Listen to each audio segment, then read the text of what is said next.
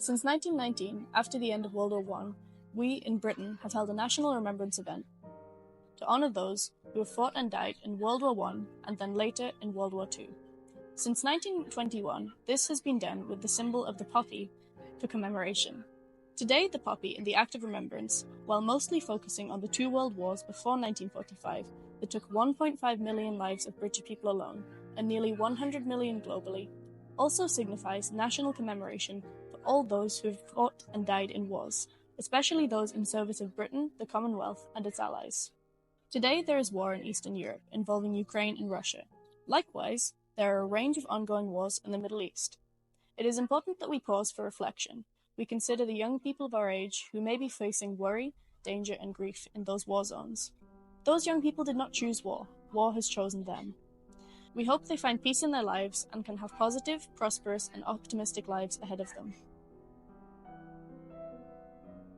Durham Johnson School was established in 1901. We arrived in our new building in 2009. The War Memorial in James Hall was restored and recited in 2010. On the memorial bears the 111 names of former students and teachers who fought and died in World War I and World War II. In particular, it is of those 37 names from World War I, 36 students and 1 teacher, that inspire our battlefield's journeys.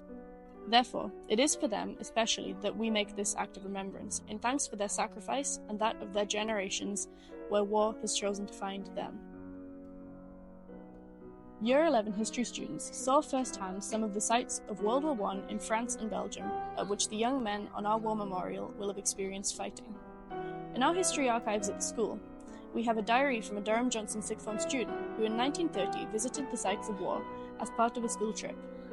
They recorded their experience in this diary and their thoughts and feelings in reaction to what they saw and heard. They were impressed by the Menin Gate and its nightly act of commemoration to the fallen. They were impressed by the war cemeteries from the war, relatively new in 1930 with the bright headstones and newly planted trees. They were also travel sick and looked forward to seeing different towns and cities to enjoy some shopping. Learning about the battles of World War I in class to visiting the memorial sites was truly a surreal experience, and being given the opportunity to lay down a wreath for Stanley Walker, who was a student of this school who fought at Vimy Ridge, was truly an honour as well. Stanley was admitted to Durham Johnson School on the 13th of January 1903, aged just 12. On leaving school, he emigrated to Canada where he became a school teacher.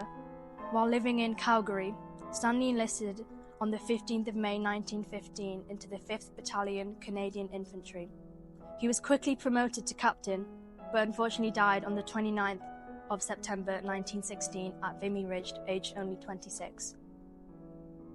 As well as being able to commemorate the lives lost from County Durham and all over Britain whilst visiting the war memorials, it was truly an unforgettable experience and one which I was able to reflect upon the sacrifices that were made during the war.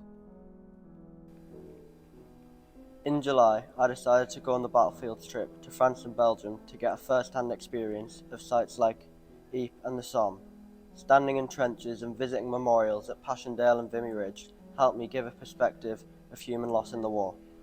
When I was there, I visited my great-great-granddad's cemetery, who fought in the Somme with the Durham Light Infantry. He was an ordinary 36-year-old man who was a miner with a wife and 4 kids before he had to leave all of that to get put in a meaningless war that took millions of lives. When I visited the cemetery, it made me question how many innocent, ordinary lives got taken before we realised it wasn't really worth it. On the battlefield trip, we visited the Wellington Tunnels Museum, where a letter from my great-grandfather, who fought in the tunnels at the battle, is kept. He wrote while waiting in anticipation of the battle. It reads, "My dear wife, by the time you get this letter, I hope, please God, to have come out this movement and live to make these next few days. If I get wounded, I will let you know as early as possible. If my time has arrived, I leave you and our dear children in God's good care. But dear, I have prayed be spared to come back to you, my dear ones. I go into this with the intention of doing my duty as a man, as I hope to do in all things, as a manly man would do. Now dear, pray for help. If you are left, it will be given to you. God bless you for being a good wife and mother. From your loving Jack. P.S. My dear wife, we are in a large cave awaiting events, and this morning We've had a service which has been of comfort to me, and renews the faith in God to order all things for your best. May He always bless you. Yours ever, Jack. My great-grandfather, John Coverdale, sustained a shell wound in the battle to his left wrist and went back to England. He died in 1961. The first time I went to the battlefields, the main thing that I got from it was a tremendous sense of the scale of the loss, and I came away thinking, how could it be worth it? Because some of the first things you see are fields which are just completely full, as far as you can see, of just gravestones.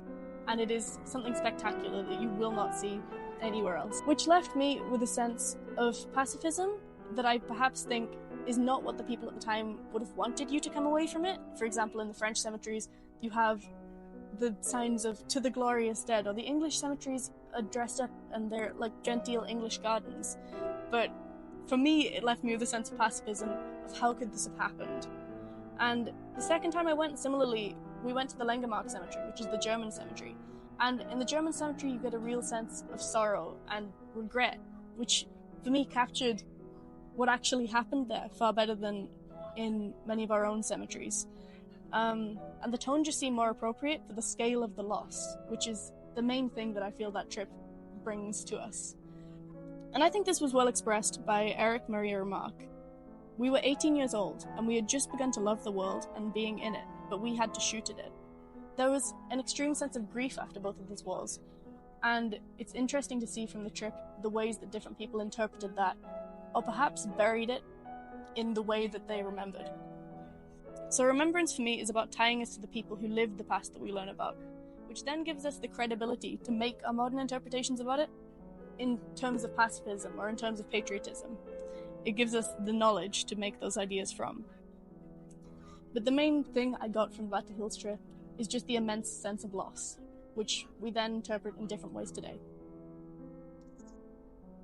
All students and teachers in our school will have hopes and fears, whether they be about what might happen in the next few days or what might happen in the months and years ahead.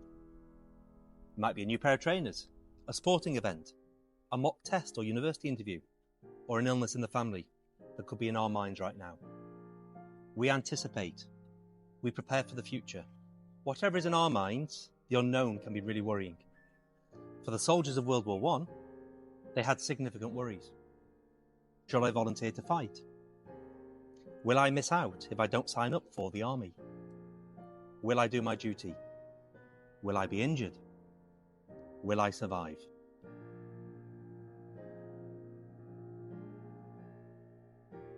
Halted against the shade of the last hill, they fed, and lying easy, were at ease, and finding comfortable chests and knees, carelessly slept.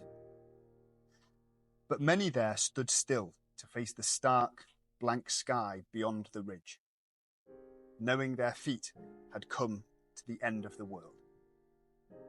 Marvelling, they stood and watched the long grass swirled by the May breeze, murmurous with wasp and midge.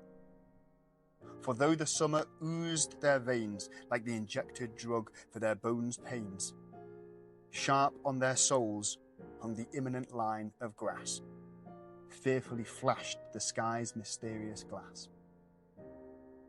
Hour after hour they ponder the warm field and the far valley behind, where buttercups had blessed with gold their slow boots coming up, where even the little brambles would not yield, but clutched and clung to them like sorrowing hands.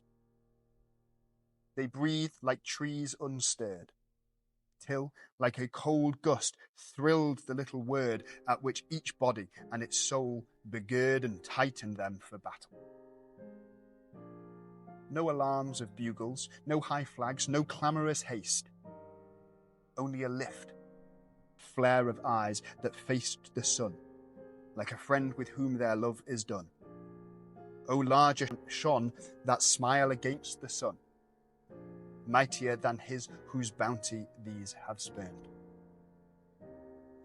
So soon they topped the hill and raced together over an open stretch of herb and heather exposed.